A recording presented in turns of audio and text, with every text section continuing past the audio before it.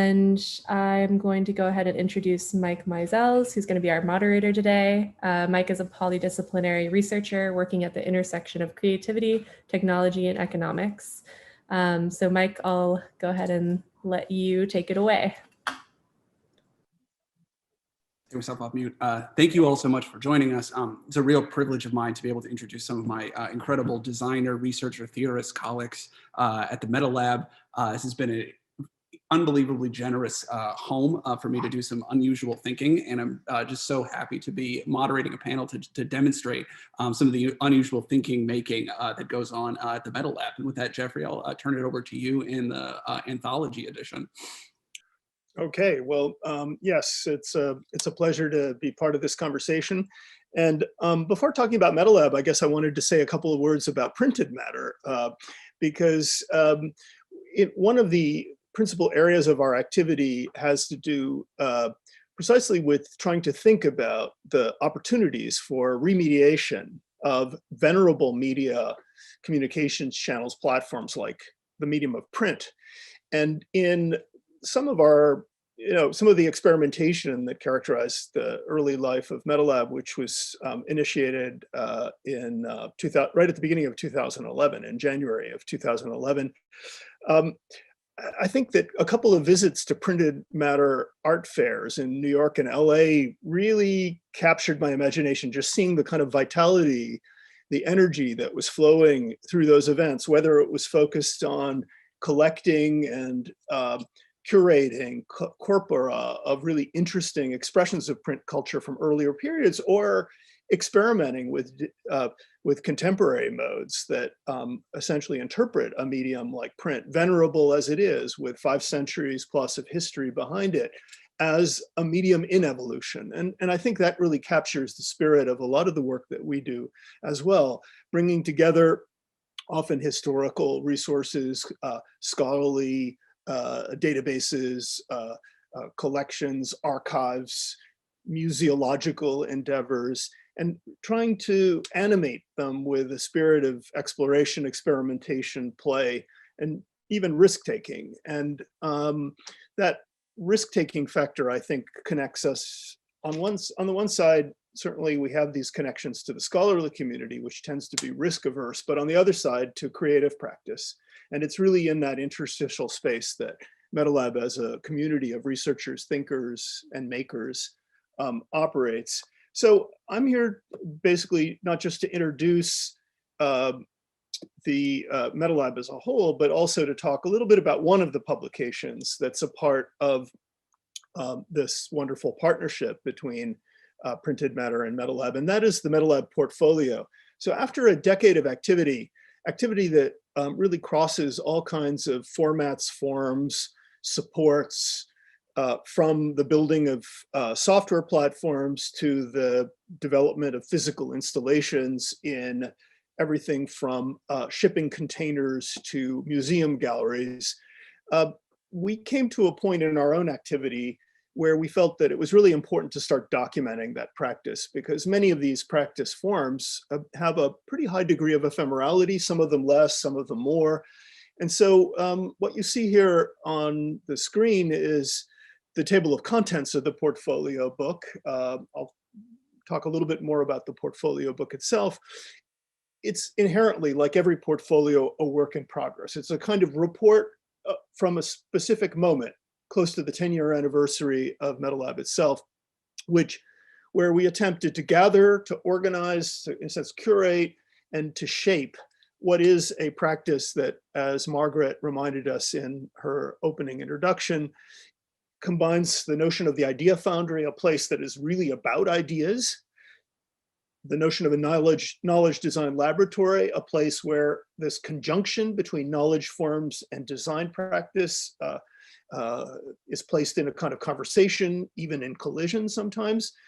And third, and certainly not least, a production studio, a place where we make stuff, whether that making takes the form of coding, or it takes the form of database documentaries, or it takes the form of interaction design or installation design, whatever form it may take.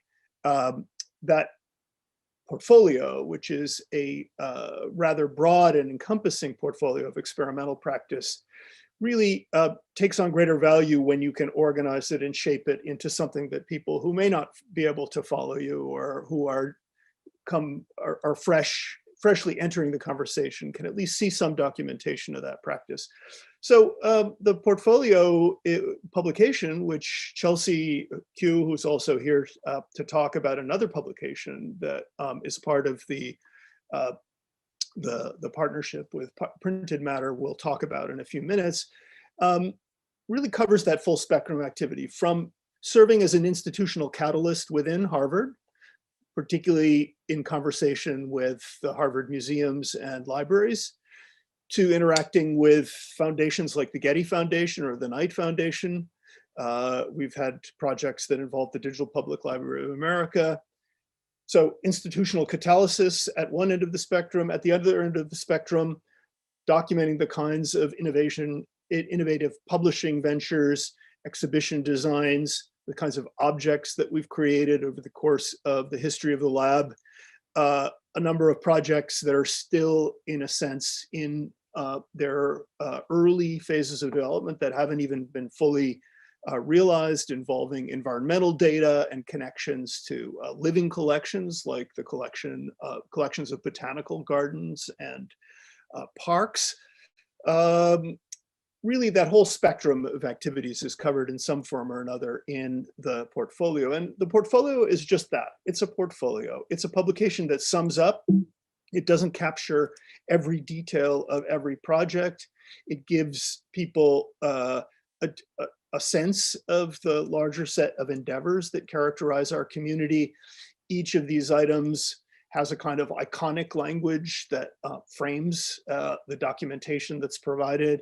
And often what you get are simply a series of snippets of entry points, windows into a project where the real substance of the project lives on a website somewhere, hopefully in many cases, in most cases, that is accessible to you as a reader of the publication. So 2 last points about the portfolio, and I'm going to shift out of screen share. One is that it is a material object, like the buttons that are on my green screen behind me.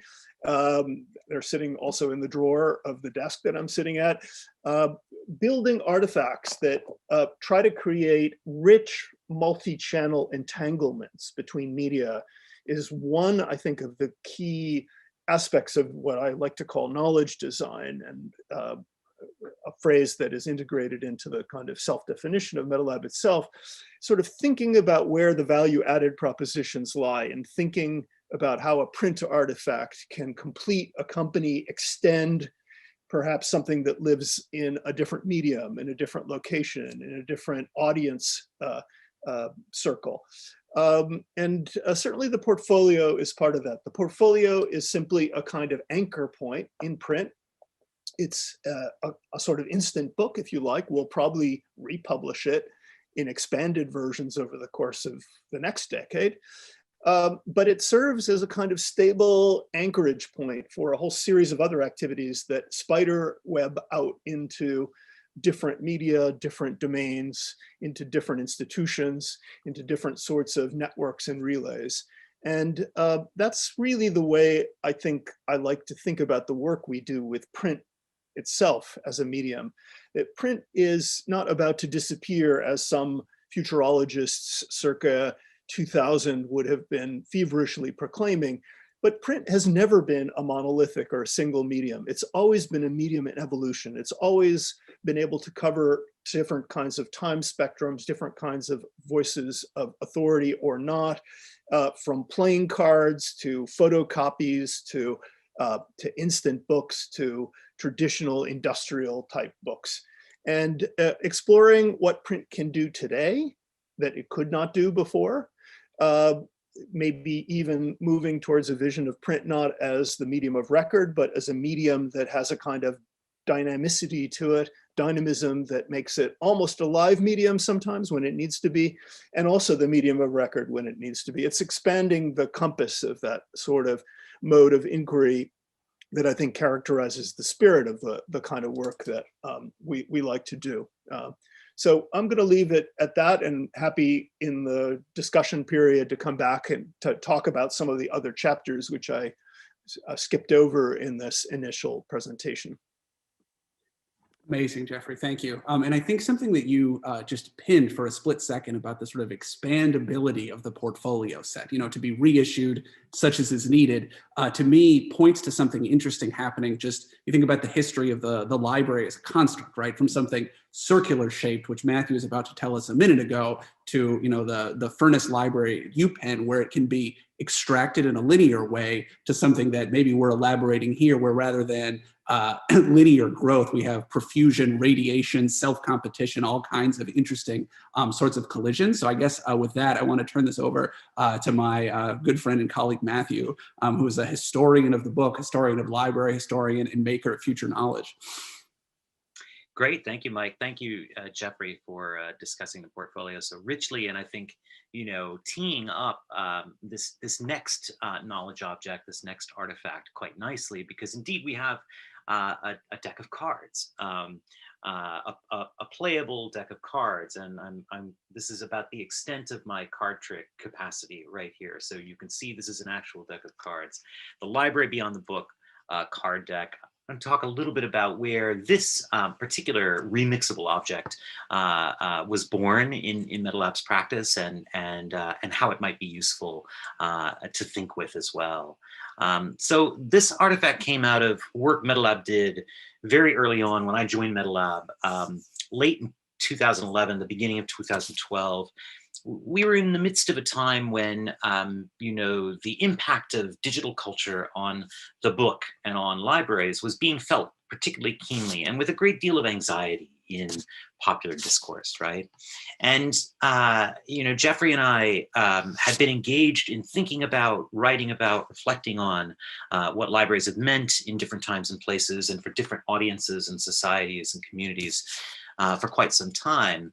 And when I joined MetaLAB, we began a program of working with students of design, with designers and architects, with librarians, with scholars of the history of the book, with artists, to think through in playful and provocative ways what digital transformation could mean to libraries beyond the kind of fears and anxieties about the end of the book that seem to inform the conversation about all of that. And one of the chief outputs of that process, which involved a couple of courses that ran for several years at the Graduate School of Design and later in the college and the Graduate School of Arts and Sciences at Harvard, a number of collaborative ventures with libraries, both scholarly libraries and also public libraries, and work with designers working in libraries as well. Was a book, a book that looks a lot like a book, especially when I don't hold it over my invisible screen. The Library Beyond the Book, a book that Jeffrey and I wrote and published with Harvard University Press, part of a series of books about projects that hybridize the digital and the analog, the material and the datafied in different ways. And so this book basically was an attempt to work through the argument that had been the tacit assumption of this program of projects and inventions in library context, that the library had existed actually before the book, if by the book we mean things that look like this. There were libraries when books looked like scrolls or when books looked like clay tablets, and we presume there will be libraries after books like this stop being the normative or the dominant or the only form that books take, right? And so we thought we'd put that in the form of a book, but the book itself was already a bit of a playful object. I mean, it does have, in fact, what we think was at the time the only graphic novel section in a book published by the Harvard University Press, a piece of which you can see behind me by the artist Joe Alterio, a short steampunk comic about Melville Dewey time traveling to libraries in different times and places throughout history. And we also had a series of what we called windows that look at objects that are basic functions or basic material appurtenances of libraries, past and present, like the study carrel or the bookshelf. We sort of look at the material history of these objects in a series of features. And then finally, a series of what we call provocations, which, I mean, I'm not expecting you to read this, but it's along the margin, perpendicular to the standard run of the text. These provocations were short texts that came from members of our community. I think, Jeffrey, we ultimately, you and I probably wrote about half of them, and the other half came from students and colleagues and collaborators. And they were things like reading taverns. The library's basement is transformed into a nocturnal reading room, which hosts book-related social activities, as well as performances, readings, and poetry slams. The Reading Tavern is the home for local literary clubs whose job it is to curate its nooks, crannies, tables, and benches. And so this was a series of short, punchy, provocative texts, some of them joke-like, some of them more expansive or visionary, that we hoped would help readers to imagine different ways of configuring libraries. So a member of our team at the time, Chris Magliazzi, an artist and filmmaker, who also helped us to produce the documentary that was associated with this library work.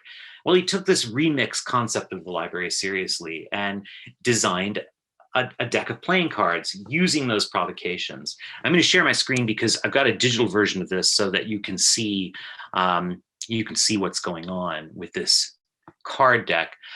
So you see some of these cards right now that I'm sharing in my screen. Our deck of cards is not playable in the way you can't play poker or blackjack or gin rummy with it, because we've got actually 5 suits. There's a suit of CD-ROMs, a suit of colonnades, a suit of floppies, a suit of networks, and a suit of there's one more suit, and a suit of and then a series of jokers. And the cards have printed on them the collected provocations from the book. So you see a series of these provocations emerge. And some of these provocations are sort of visions of future possible libraries, alt-libs, pop-up micro-libraries, central parkbrary. Existing kiosks, sheds, and utility buildings within a city park are redeveloped as an archipelago of specialized libraries dedicated to site-specific topics. No sitting. One entire floor of every library is designed for acts of reading, sorting, and writing that occur while lounging, lying, and reclining. Can't sit down in this library. And a number of the cards also contain visionary, playful, out-and-out wacky, often actual patented ideas for tools and furnishings for libraries, past, present, and future. So here we have a document collection manipulation machine that was a patent filed in 1890. Looks very digital. Or a mobile computer workstation, a patent filed in 2011 for a luggage trolley with a storage area for mobile dialogue device and seat element. So the cards are full of playful and provocative ideas like this. And as I said, you might not be able to play poker with it, but you certainly can invent a game of your own, a game that might help to design libraries of the future. And we've actually done this. We've done this with collaborators and teams working on redesigns for libraries like the New York Public Library and Boston Public Library, where we've actually sat down with designers and dealt out the cards and looked at ways that these visions can be playfully adapted for actual library spaces and programs. And I guess I want to say too that, you know, we're all kind of libraries, we're all kind of librarians in the digital era, and we always have been. So you may not have a library like the Boston Public Library, but you've got a library of your own, of a kind, not just books, but memories, dreams, collected works and papers. And I think it could be fun to use the Library Beyond the Book card deck to playfully reimagine your own relationship with knowledge, with information, with art and design. That's the kind of reinvention and reimagining that increasingly we're turning from the library to museum worlds to think about. And that brings in the next of our 3 knowledge objects for today, the Curatorial Agents poster. I wonder, Mike, if you want to take it away to tee us up with Chelsea on that. So Chelsea, I'll turn this over to you in a second, but I think it'll be helpful if I contextualize what the Curatorial Agents project was before we, literally fold in the poster. So for those of you all who may not have seen some of the literature that got circulated before this event, curatorial agents with a capital I and a capital A and then a lowercase I right after was a sort of main MetaLAB project of the year 2019 to 2020. And at its pre-COVID outset conceptualization was going to be a series of sort of internal coding teams that created small AIs to re-curate the collections of the venerable Harvard Art Museum, which has been a pioneer in publishing digital versions of their collections for public use and reuse. And one of the just absolute favorite MetaLAB metaphors from my fearless leader Jeffrey here is to try to use technology rather than to sort of make things more smooth and integrated, but to rather take a fly's eye view and to see things how they might be able to be scattered or refracted or combined in sort of pre-sensible human ways of organizing knowledge. And in this way, AI became this phenomenally interesting thing to cross-compare with museum curation, which was sort of the discipline that raised me, which is steeped in the singular, the master work, the very thoroughly problematized canon of art history, right? So the ways in which technology sort of cuts against the grain of problematic history and raises problems of its own is a very sort of MetaLAB way of approaching this. So there are a number of projects which we can dig into on this fabulous publication, but my personal favorite part of the show was this publication that I worked very closely with my colleague Chelsea to design. So I want her to kind of show off what this is, and then we can sort of talk about why it's like this. Chelsea, with that, I'll turn it over to you. Yeah. Hi, my name is Chelsea Chu. I'm a designer at MetaLAB and an architect in training in New York. Today, I'll talk a bit about the design of this pamphlet that will accompany the debut of a series of 8 machine learning-based experiments, which we call curatorial agents. It's a collection of short pieces about the projects written by the artists themselves, and also a handful of scholarly essays on the intersecting topics of machine learning, artificial intelligence, and museum collections and curation. As I mentioned, I work in architecture sector, and part of my job is to think about how to put a building together. So coordinating a network of circulation paths, material flow, ductworks, and labor, etc. And I like to think about the design of this pamphlet also as an exercise in organizing a network, and in this case, a network of information. It had really evolved into a publication of its own when we expanded it to include essays on top of the short project intros, which we initially planned for. This presented an exciting challenge for me as a designer, because when we think about a mix of contents that's partly written for a cursory read and partly for a critical read, the question for me then becomes, how do I design something that would accommodate for these different modes of reading? We can read fast and slow, but can the medium itself affect how we read as well? We first started by looking at a Leporello format, which is, I have an example here, this continuous piece of paper with a zigzag fold. We like that it's an unconventional printing format, and it can be collapsed into a book or lay flat so that you can get a holistic view of its content, which you don't get from a traditional book. And we soon realized that the medium itself can indeed change how we read. And this idea has led me to a series of origami exercises. The most surprising thing that I learned while playing with scrap paper is that there are so many ways that you can fold a piece of paper with one cut in the middle. And depending on how you fold it, you can not only hide and reveal information, but also bridge between non-adjacent pages.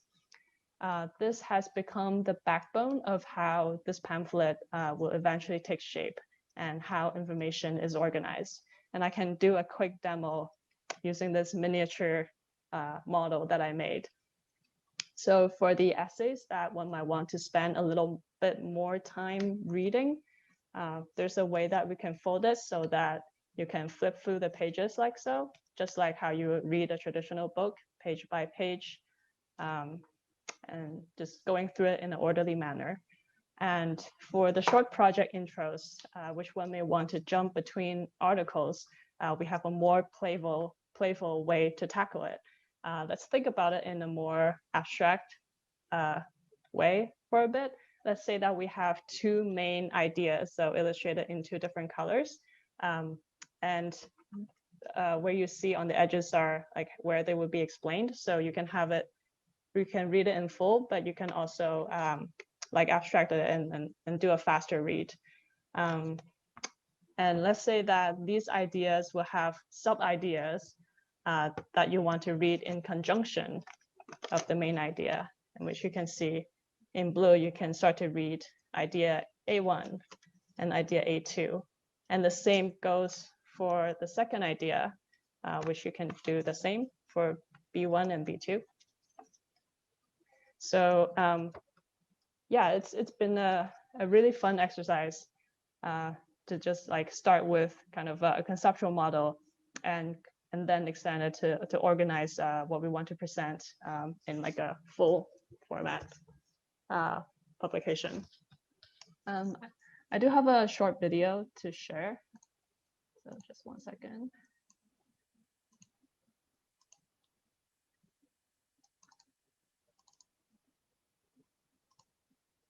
So this is our teaser video. Just kind of illustrate how it might work in real time.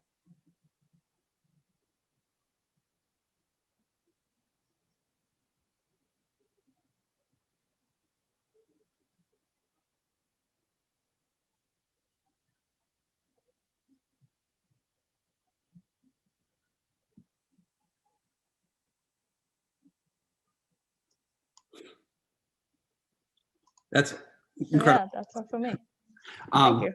So to spend just a minute longer on, I guess, the interrelationship between curatorial agents and the curatorial agents publication, one of my favorite sort of facets of MetaLab, I'll say, is that we have I think, a wonderful way of firing the arrow and painting the bullseye on where it lands. So this catalog was designed to be something that would supplement an exhibition and wound up sort of preceding it.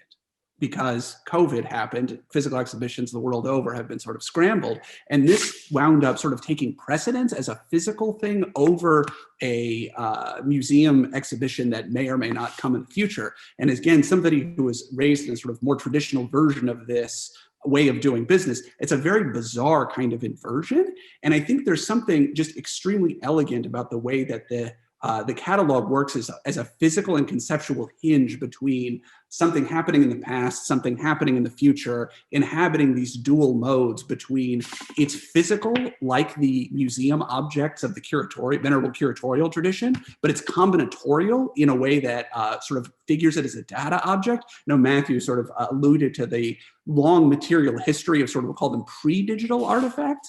And I guess I would love to turn this over back to my three colleagues to kind of take further the gambit of the sort of both and nature of things that MetaLab decides in retrospect it wants to have made. Well, maybe I could just say a couple words to add to, I think, Chelsea's terrific presentation. So the notion of a catalog that precedes, in a sense, prepares the way for a physical instantiation of a project like Curatorial Agents, it wasn't our choice, but thanks to some, I think, productive brainstorming, we came up with this strategy. And what it really underscores is a process-based approach to museological practice rather than a product-based approach. So we have actually inaugurated Curatorial Agents now multiple times, first through the publication, then live in the mode that we're engaged in here with our audience at the Ars Electronica Festival. There has been this rollout where we started with these various expressions, and eventually I am confident that there will be a physical installation in a gallery with all the interactive features fully rolled out. But of course, what happens when you engage in a process-based practice is that new things happen along the way. The object is not the same. And it's the richness, the generativity of that process without a fixed destination, without a fixed endpoint, that I think animates the spirit. It's the spirit that animates a lot of this work, which is trying not to give up the rigors and the ambitions and even the knowledge production ambitions that we would expect of a university-based research center, but that wants to take them in some directions that are open to forms of play and experimentation. I don't know, I mean, I think we could have a conversation with members of the audience if people want to post. I'm not sure how you want to handle, you want to have them post questions to the chat, Mike, or what do you think? Yes, that sounds great. Please post. Okay, cool. I think Margaret mentioned there is a Q&A also if you want to use the Q&A function. Okay. And I believe that Margaret and her colleagues are also monitoring the YouTube comments as well. So yeah, feel free to jump in with questions or you know, remarks to take us further.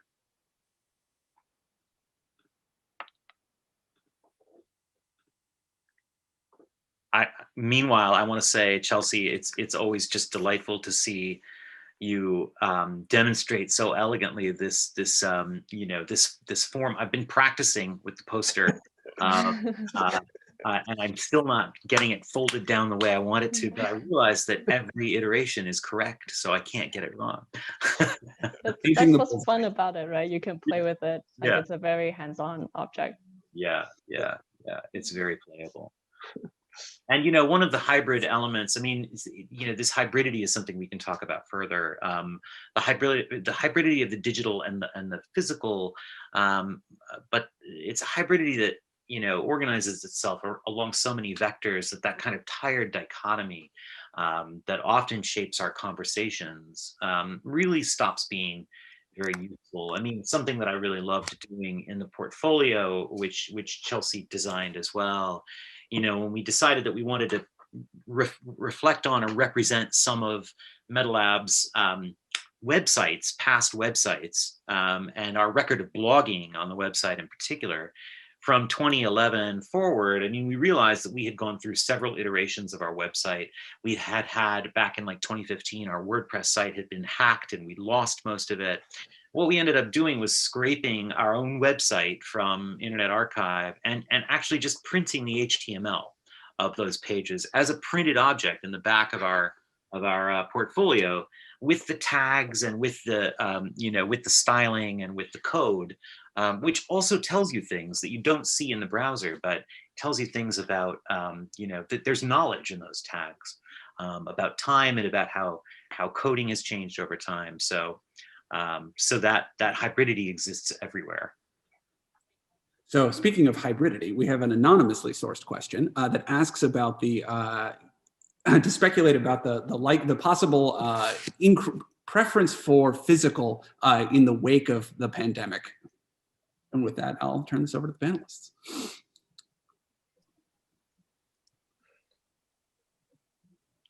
Well, I mean, I could jump in. I have a couple of thoughts about this. It's something Chelsea and I talked about a lot with respect to the poster design in particular, like what kind of tactility it should have, what kind of weight should it have. But I'll take a first stab at an answer to the question. I do think that screen exhaustion, which was already expressing itself, I remember back to when I was still living in San Francisco in the early 2000s and seeing the burgeoning of zine culture, for example, precisely in the sort of demographic of people who were really living and working on screens. And that sense of fatigue has, I think, expanded as these devilish little microcomputers that we carry in our pockets have shaped every aspect of our engagement with the physical world. So I do think that the pandemic has provided this extremely acute sense of both the powers and also the limits of living as a community, interacting with the world via these platforms that we have been pushed onto by dint of the difficulties that the pandemic represents. So has that prompted a kind of nostalgia or a kind of stronger set of urges for certain forms of multisensoriality? In my view, absolutely. And I think that was already happening before. And I think the kind of fertility, richness of the work that is gathered under the umbrella of printed matter attests to this abiding need that we have as humans to use all of our sensory capabilities to experience culture, the world, each other. And so that's one of the reasons why I think print as a medium has a lot to give and a lot to say still today. It's just that the kinds of things that it has to give and the kinds of urgencies that it now supports are perhaps have been altered by the kind of media ecology that we live in. I want to just jump on to add to that just a little quickly that one of the, I think, sort of leitmotifs of MetaLab thinking, that when there's some question of, in the wake of the pandemic, will X or Y happen, more tangible, less tangible? The answer tends to be both and. It tends to be a sort of question of media proliferation. Yeah. I think this was Matthews, or a long time ago in my graduate training. So we're having some conversation very much like this, just it was fewer people in the audience. And he said, Mike, when you think about it, the lecture itself is maybe the oldest media format, and it shouldn't have survived the invention of writing, let alone the invention of the book, let alone the invention of videotape. And here we all are listening to each other talking, even when we can't be in the same physical space. Here we are sort of having a lecture, kind of. And I think the answer to what's going to happen after after the pandemic and more or less tangible, it's going to be more hybrid. And then with that, there are a handful of other questions that have just popped up in the chat that I want to hybridize and return to. Okay, so I have a couple of questions about sort of libraries and architectures. I know I have some experts beyond my own capabilities on this conversation right now. So there are questions about the Open Bar Bibliothek in Amsterdam, as well as library accessibility in Long Island. So I guess I would love to have comments on physical library affordances of the future, as well as design and accessibility in MetaLab in the present, of which I think there will be answers to those prompts. Wow. Well, I can start with a few thoughts, and Jeffrey, I'm sure, and Chelsea, you may as well want to jump in on these questions with respect to the library in Long Island City that didn't offer disabled access to the top floor, and if it's acceptable to omit and design an element that would serve a variety of people. I mean, I don't think we can speak to that specific library and its issues. Clearly, the question of accessibility is a fraught one, and it's one that has been a locus of fights for justice and access in libraries and other public institutions. Now for depending on how you historicize this, half a century, 2 centuries, and more, and often those struggles, those controversies, come down to seeing the world the way it's seen by others, and the invisibility often of points of view that are right next door to our own, right? And libraries, although they've opened access to works of knowledge and the imagination for people since time immemorial, they've also closed down those avenues of access historically over the long sweep of time. And I think, one thing that we've tried to do in our practice, in dialogue with design, in dialogue with the long history of the library and other institutions as well, is to think about the ways in which different perspectives, including the perspectives of disability and ability, represent real additions to the discourse, additions to knowledge and understanding. And rather than taking a narrow ADA informed approach to accessibility and the role of disability in furnishing and designing spaces of libraries and access to its services, to understand how those communities can be and should be partners in the formation of the institutions themselves, that they have stories to tell and knowledge to offer. And that can also open up the possibility of creating designs for libraries and experiences for libraries or museums or gardens and parks or other public institutions that not only are more inclusive, but also offer a richer experience for everyone. I know that sounds vague and general, but there are really rich possibilities.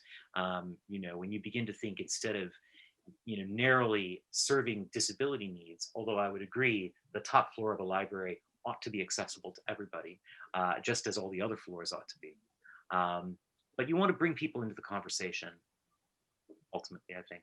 And just to add to that, just for a very split second, we have a wonderful colleague named Sarah Hendren, who has foregrounded ability as a very incisive way to look at sort of material histories of knowledge in a variety of media. And I'm going to try to put a book that I'm not sure if it's carried by Printed Matter, but it's worth buying one way or the other into the chat. Sarah Hendren, What a Body Can Do, until I figure out how to. Oh, there we go. Yeah. And then there was a sort of repeated question, which I want to make sure I attend to here. For folks interested in learning more, getting more MetaLab, so obviously patronize Printed Matter and buy our wonderful publications. But where should folks, other than during this webinar, go to get more MetaLab? Well, so the obvious answer is our website. But we are a very porous community, as Chelsea and Mike can attest, in the sense that even, you know, we're based at Harvard, but Chelsea was, when I first met Chelsea was at MIT, and we have collaborators from all over the Boston University archipelago, as well as all over the world. And so, you know, we are a very porous community. We're typically, every other week we have a meeting where we invite folks from the general community to join us. And if you're interested in bringing your own practice into the conversation, we would love to see you at one of those meetings sometime. Typically at those meetings, we'll have somebody present their work and just have a discussion. That's probably the best place to start. And from there, really, we are a portfolio of projects that in some way maps onto the community that we've been able to build, which, as I said, spans a couple of continents, too many time zones to always be able to sort of harmonize, but we do our best. Perfect. So there was another question I saw here from our colleague at Harvard, John Murley, to just draw some perhaps favorite, oldies out of the jukebox of the portfolio set. It can get very diffuse in MetaLab, and some of the just unbelievable projects that we've done, in the lead up to Curatorial A, I think might deserve a moment in the sun. I don't know. I would toss that question over to Chelsea, because she was the person who really had to grapple with organizing the proliferation of experiments, failed and successful. I don't know if there are any, Chelsea, that kind of jump to mind that maybe where you had to grapple as a designer with addressing this very question of like context, illustration, storytelling. Yeah, well, one project came to my mind, which is Curatorial. Like perhaps Matthew can speak more about that as well. But I noticed that it's been an ongoing project for MetaLab for many years, like since 2015, and it has gone through a lot of iterations, and each one has its merit. And like I don't know much about like the project itself, but I do notice that kind of the development that it has went through throughout the years, and that's fascinating to see. So maybe just to say a few words about Curatorial, like it's a software platform that MetaLab developed for Harvard University to address a very practical problem, which is that the kinds of tools that are available for students to plan their courses are largely enterprise systems that were not built for universities. They were built, as inventory systems. They were built for commercial and enterprise type applications. So we thought it would be interesting to experiment with a data visualization mapping based, kind of cartographic based system that would treat the curriculum not as a series of consumer choices, but rather as a world, like a world of knowledge with overlaps, with intersections, to treat it as a network. And so, like most software platforms, the development of this project took place over 4 or 5 years. And underwent many transformations in the course of that history. Narrowings, sort of shifts in strategy. It's a platform that's used to this day by Harvard students, but we were unable to spin it off as a startup, which was one of the survival strategies that we spun off. So trying to package to bundle that into a 2-page layout or a 3-page layout was doubtless a bit of a daunting endeavor. Which is an interesting way of sort of returning in a way to where we began, which was this partnership with Printed Matter. So one of the challenges, the excitements, but bits of challenges when one makes scholarly monograph reconceptualized as a deck of cards or an origami combinatorial catalog poster is sort of what to do with them once they exist. How do they go on to sort of have a further life and can participate in a additional community? And we're just delighted that these projects are now being carried by Printed Matter, and we'll be able to cultivate a relationship of cross-pollinating, print materiality, digital, and other kinds of avant-garde strangeness, going forward from here. Let's see, maybe some other questions popping up. I think we answered those. Okay, maybe those are the same questions.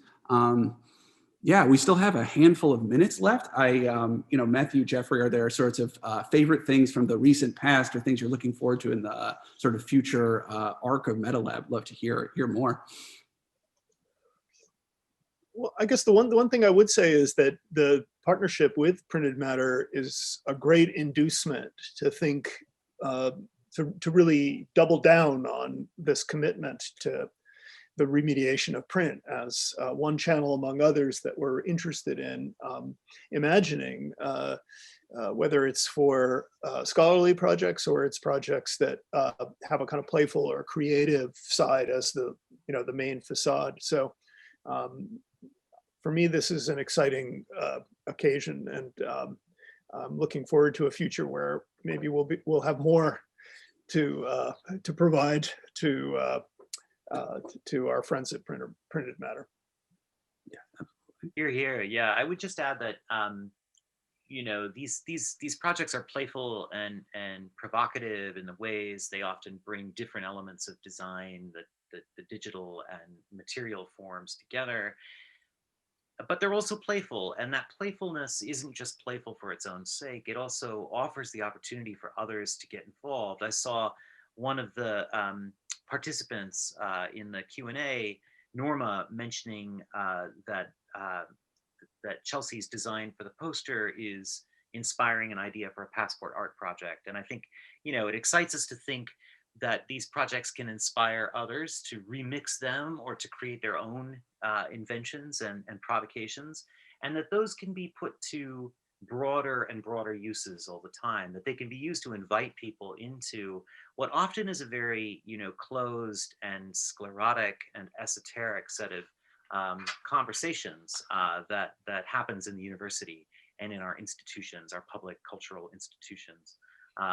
And those have ramifications for justice, equity, and access. And I'm excited about projects in MetaLab's future, whether it's has to do with the future of museums and collections and libraries and archives, or environmental sensing, or data visualization for justice and equity, projects that really make it possible for others to join with us in making a difference with these hybrid modes of working as well.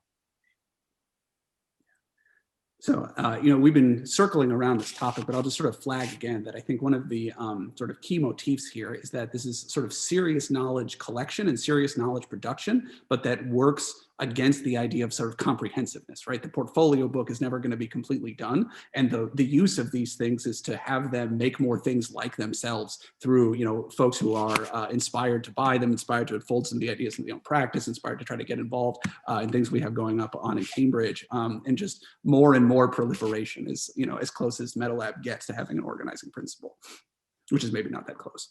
Yeah, and just to underscore something you touched on, Mike, I just listened to a terrific discussion at Northeastern at the Design Center precisely about the materialization of data. And, we live in a world where there's often very good data out there, but it just doesn't matter. it doesn't have an impact. It doesn't transform the conversation. It doesn't change people's practices and beliefs.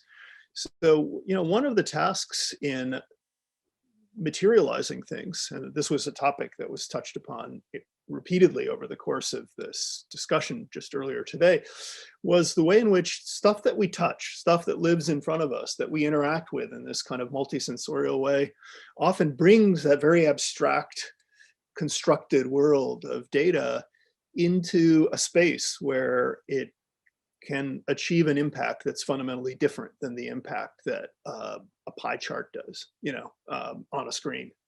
And so I continue to believe that one of the advantages, one of the affordances, if you like, of this multi-channel approach to communications, but that never underestimates the importance of the tactile, for example, is precisely that it has the opportunity to be more impactful and more meaningful, and to be more stable, to have built into it a time cycle that is fundamentally different than that of digital forms of activity.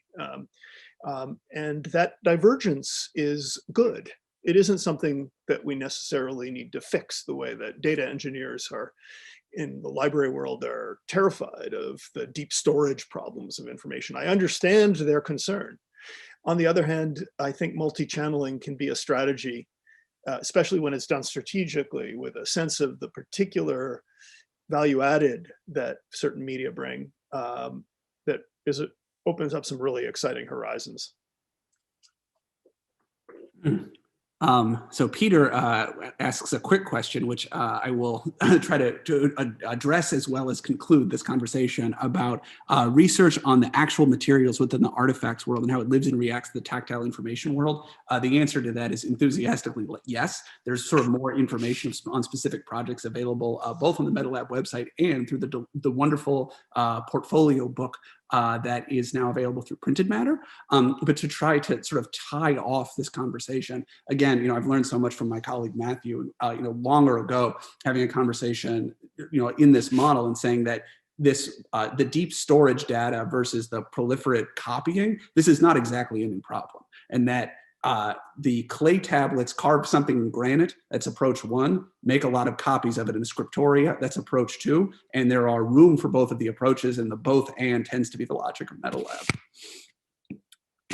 Yeah, do any of my other colleagues want to add on to that so that I don't have an authoritative last word? I think that's great, both and all the way down. There you go, both and all the way down. Thank you all so much for joining us. And everybody on this call, email addresses should be available on the MetaLAB website. And please feel free to reach out to us individually as well.